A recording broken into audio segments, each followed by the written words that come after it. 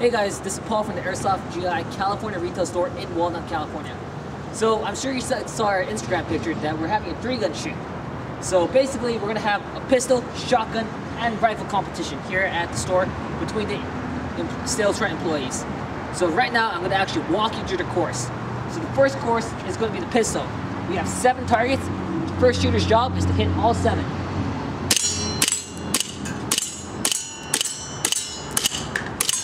Okay?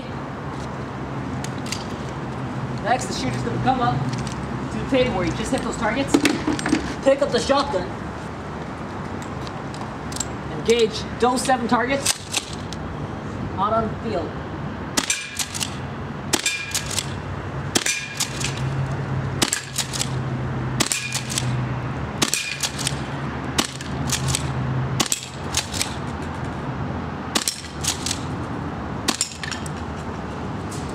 Once they engage those targets, they're going to hustle back, come to this station.